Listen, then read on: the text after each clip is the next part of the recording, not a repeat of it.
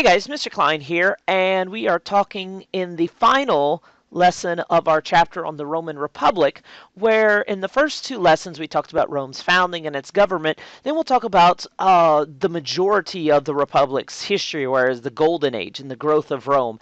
And this might be a long lesson, but it's action-packed. We've got soldiers and elephants falling off of mountains and people being crucified along roads. So it's like lots and lots of action and armies and soldiers and violence. So if you're into that kind of thing, it's going to be good. If you're not, just bear with me, okay? So Rome as a republic grew due mainly through threats from other city-states. The Romans were a very military-oriented people. They generally solved problems through their army with swords, and they generally won, but sometimes they would lose. And in the 400s BC, around 410 BC, they fought against the Gauls, who are a people group from France. And the Gauls actually came in, defeated, and sacked Rome and burned the city down. And in order to keep the Gauls away, because Rome was wealthy and had money, they actually just paid the Gauls and get them to go away. And after that, that was pretty much the biggest military disaster to hit Rome for nearly 800 years.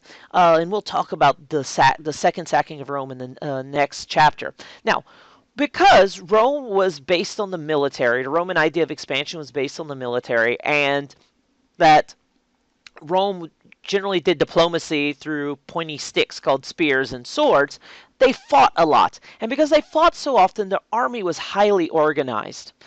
And soldiers in the Roman army, and if you study the Roman army and its military, it changes greatly over the expansion of the Republic and into the Empire. So this is just some general ideas about it. Soldiers in general were divided into things that we called legions. And at the time of Julius Caesar, there were about 50 of them, if I'm not mistaken. I'm sorry, 20 of them. And they consisted up into around 6,000 men. And these legions would, during the Roman Republic, only be raised up in time of war. You see, in Rome, in order to be a soldier during the Republic, up until really late in the Republic, you had to own land. So unlike other armies which grabbed poor people and farmers, you had to be a landowner. You had to own like a piece of the Republic to be able to fight for it. And each legion itself was divided into groups of 100 called centuries. And the men in charge of these groups were called centurions. So that's where you get the term centurion. Centurion was over a charge of 100 men. And each of these centuries were put into a group called legions that have 6,000 men, and they also included infantry and cavalry as well. So let's look at your average Roman soldier, and this is the armor and the gear. And so as you can see, this guy was the late Republic, early Empire, and so you have his helmet, which provided protection over the face and the head, obviously. He had shoulder plates and body armor, which covered his chest. He had a small dagger to protect himself, and he had a large shield, which was usually painted with the insignia of the legion he was a part of. He wore sandals, which actually had cleats on them to help him dig into the ground. He had a sword, which was called the gladius. It was about 2 feet long, and it was designed not to slash, but to actually stab in order to kill the opponent. He had additional protection right here for the lower part of his body, and it also implied what unit he was in. He wore a tunic or a shirt made of wool, which would keep him warm during winter months when out and marching. And his main weapon was generally a javelin or a spear. And so this is what we would see what would happen when the Roman army was fighting. You see how the armor was designed for movement and stuff. When they would march, then this is later in the Roman, this is during the Roman Empire, fighting barbarians. But each legion had a tall standard with an eagle on top of it. And so they would follow the legion into battle. And so the shields were extremely large. And what they would do is if people rained arrows or spears on them, they would protect themselves with a formation called the testudo, which is the Latin word for tortoise. And so it was kind of like armor protection to keep them. And as you can see, in these weapons, like the gladius was used to actually stab rather than slash. And so things like this made the Roman army extremely effective. And allowed the Roman Republic to spread greatly and quickly across the Mediterranean. And you'll see in the Punic Wars with the map with that. Now, like I said, most Romans were originally farmers. And over time, the farmers got to be wealthy and they hired slaves to do the farming for them and they moved into the cities. And as the population grew, so did the need for more food. And as a result, food and trade and things like that made Romans extremely wealthy. So wealthy that the idea of bartering and stuff kind of died away and the idea of money came around. They were one of the first civilizations to mint money, consisting of coins generally made of silver or copper. And so they would mint these coins, and these coins would have value, and you could buy and sell just like what we use for money these days. So enough about the mealy-beely making money and stuff. Let's talk about some war. Now, Rome's growth made several enemies, including its greatest and most mortal enemy was the city-state of Carthage. Carthage fought Rome in a series of wars called the Punic Wars, which are considered to be the biggest wars of the Roman Republic. Carthage was extremely wealthy and had a big empire across western Mediterranean, just like Rome. And if we look at this map here, you can see that around when the Punic War started, you see Carthage had this large area right here. Rome had this area. And they had even gotten into Greece and conquered Greece, which I'll talk about in a minute. But the Carthaginians and the Romans fought for control of the western Mediterranean. And there were 3 wars. And like I said, the Carthage was a capital of a civilization founded by the Phoenicians. And so Carthage and Rome fought these major 3 wars. First Punic War, the Romans won. And they kind of reset themselves and gained some land. But Carthage decided to fight back during the Second Punic War with a brilliant general. His name was Hannibal. And Hannibal, who's this guy right here, was generally almost always able to defeat the Romans because he was so intelligent. And this sculpture of him actually shows him holding one of the standards that I talked about just now, the eagle, and he's actually holding the rings right here. These are the rings of Roman nobles he had killed in battle.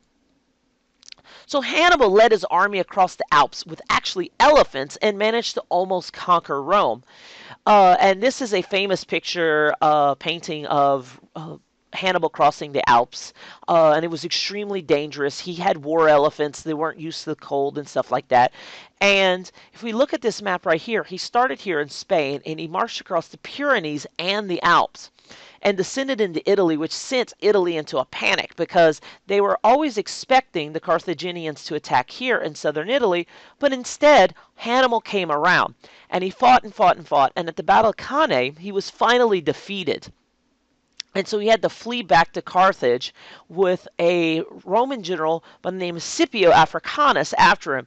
Scipio was considered to be the greatest Roman general during the Punic Wars. He was never defeated, and he finally defeated Hannibal at the Battle of Zama, ending the Second Punic War. And then around 40 years after that was the Third Punic War, which only lasted 3 years, and Rome conquered Carthage. And soon after, the Roman army overran Gaul, Greece itself, and parts of Asia. Now, the idea that Carthage was sowed with salt after the Third Punic Wars is actually probably a creation of literature in the 19th century, because when we look at the sources of the Punic Wars and things that Scipio talked about, because he was the one who led Rome against Carthage in the Third Punic War, there was no mentioning of that. But the expansion of Rome, overrunning modern-day France and Greece, led to an important idea, especially Greece. The Romans absolutely loved the Greeks. They thought they were like the smartest people ever. They thought about all these amazing ideas. Rome was just usually busy chopping you in half and taking all your stuff. So they didn't really have time to think about philosophy and science and stuff like that. And the Romans were really good at adopting other cultures and making it their own. So like Greek cultures, like their gods, you would have the Romans like the Greek gods. Well, they just took them in and renamed them. So Zeus became Jupiter, Ares became Mars, Athena became Minerva, Poseidon became Neptune, and Hades became Pluto, so on and so forth. And so they adopted them and they took them directly into their fold and made it part of Roman culture. And this happened throughout the Roman Empire. They would see stuff, they would stab you, they would cut you, they would take your stuff, they would put you into slavery. And if you had ideas they would like, they would just take those too, along with the stuff. So, as you can see, as you can understand, Rome was growing greatly after the Punic Wars. And tensions, because it grew so much and grew so rapidly, tensions between rich and poor grew. Because as the Roman Republic grew, you got more and more people and they were poor, and the rich people of Rome wanted to keep their power. Some leaders of the Republic tried to make the poor happy, but these plans were not popular with the rich people because they didn't like their political power through some of the assemblies and the Senate being lessened. And so this is where the problems come in that lead to the fall of the Roman Republic and the rise of the Roman Empire. And so we're going to kind of leave the chapter on a cliffhanger here. So the first of these problems and crises came as a result of a Roman general. His name was Gaius Marius. And here's a sculpture of Gaius Marius. Part of his nose was cut off.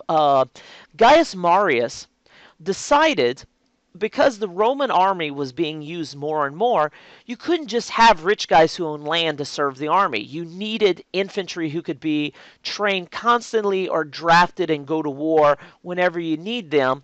And you would need a larger army because the Roman Republic was so big. So what he did was he would recruit the poor and the unemployed to serve in the Roman army. And as a result, the Roman army grew greatly in size. But there was a small problem.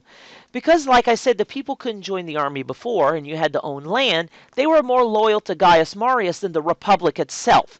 And the army's job was to serve the Republic. It was designed to serve the government, not individual leaders. And this caused a really big problem. The Roman Senate got together, and they called another guy whose name was Lucius Cornelius Sulla. And here's a guy who has an even worse nose in his sculpture than Gaius Marius did. And they call Lucius Cornelius Sulla up. He raises a professional army, and he attacks the army raised by Gaius Marius and actually kills Marius himself. And because he's victorious and stuff, one of the problems that soon come with the Republic is that they lift one of their ancient rules. He becomes dictator of Rome, but they remove the timeline of only 6 months. Now, having said that, Sulla makes a lot of reforms and helps the government, and this is around 90 BC. So from the first revolt I talked about in the last lesson around 500 BC, so we've got about 400 years of history that have jumped through. Okay, so Rome's gotten really big in this time, and all these tensions are taking place. And around this time, after Sulla kind of steps down, we have another problem. And this is a problem with a revolt led by a guy named Spartacus. And Spartacus was a former gladiator and slave. Now, for what we know about Spartacus, Spartacus came from over here in Thrace. Oh, so he was a Bosnian or a Croatian or even a Serbian. He was either a Roman soldier who was pressed into slavery, or he was conquered. An opposing soldier was conquered and pressed into slavery himself. He was a gladiator. His job was to fight and kill people, and he was apparently a fairly skilled gladiator. And the Romans loved their gladiatorial games, where you would have men fight against each other, and in this case, in this famous painting, his gladiator's defeated, and he appeals to the crowd as to whether he should live or die. And of course, if he would live, they would hold their thumbs up. If they wanted him killed, thumbs down. And as you can see, the people putting their thumbs down, and so the gladiator would then be obligated to stab and kill this gladiatorial warrior. So Spartacus and his slaves were former gladiators, and so they all had military training. And he gathered around 6,000 to 9,000 slaves. And they went on their revolt, and they went marching all through southern Italy, and this began to threaten Rome itself. So an army was raised, and Spartacus was eventually killed right here. And Rome would have no time. This was the Third Servile War, for those of you with a more advanced idea of history than what I'm talking about with my 6th graders. And he was killed, and the Romans wanted to prove to the slaves that they meant business and they did not want slavery. They did not want the slaves to revolt. So what they actually did was along the road leading to Rome, it was called the Appian Way. All of the slaves were surviving slaves were crucified along the road. They were nailed to crosses, like we talk about with Jesus being nailed to the cross, which we'll talk about Christianity later, and they were executed along this to serve to slaves and people to not mess with the Roman Republic. So much like Alexander the Great selling the population that revolted against him into slavery, the Romans were not above doing drastic tactics in order to keep people from not fighting against them. Even though this happened, even though you had this harsh punishment of the slaves, this revolt seriously weakened Rome and led to a series of crises that would cause the Republic to fall.